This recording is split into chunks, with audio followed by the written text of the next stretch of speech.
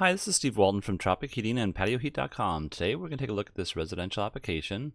So this is a pretty simple application. The only thing that we really want to be concerned about here is, of course, it's a wooden structure, and the height of the structure is probably the most major part of any concern at all. So let's go ahead and look at the dimensions. Dimensions here, we have a height of about 7'10". I think the customer said it was 7'8".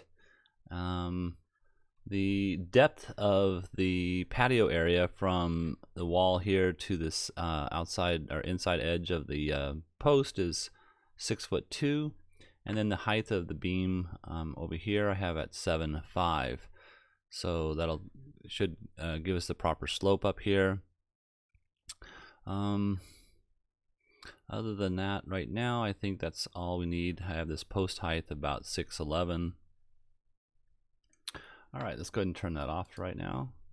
So there's two different options I want to present here. The first option is to place a heater on the outside edge of the patio.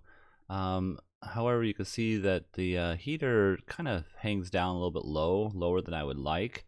I have an extended 4-inch bracket here.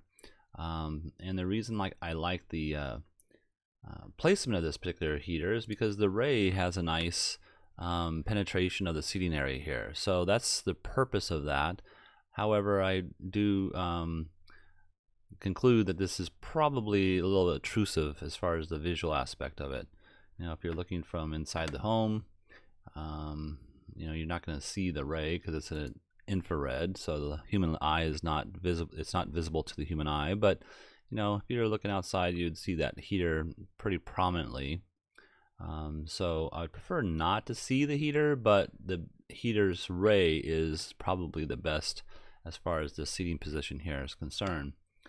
Let's go ahead and look at the put those dimensions back up, and you can see here the bottom height of this heater is roughly 6'5".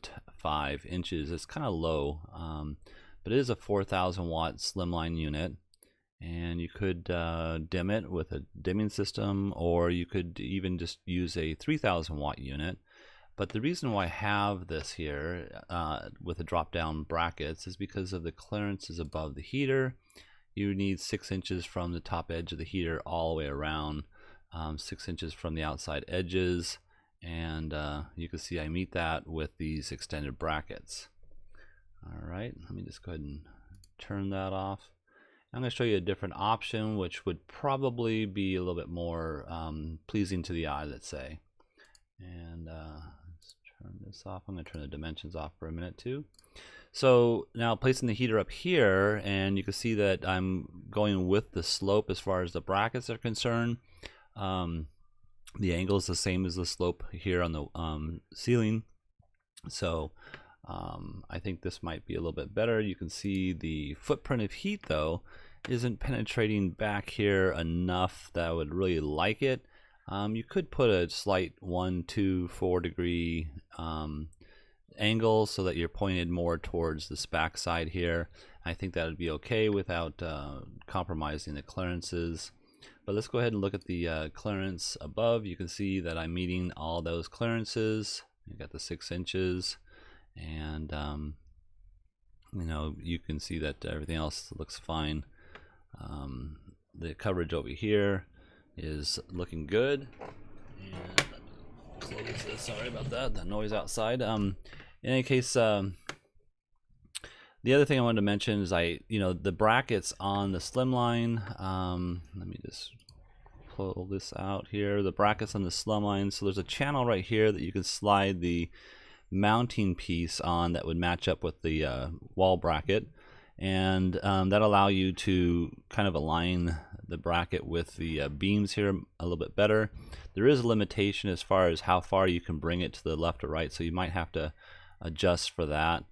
The distance from this edge to the left and to this edge of the heater is 18 inches. I wanted to get the heater over, to this edge as far as possible, but this chair might be, to the left of this a little bit. I just haphazardly placed these kind of what the photo showed the customer gave me.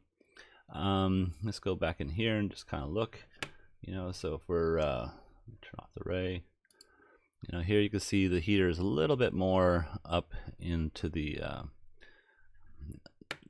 let's say not into the view section of the window. So that's kind of why I chose this particular unit.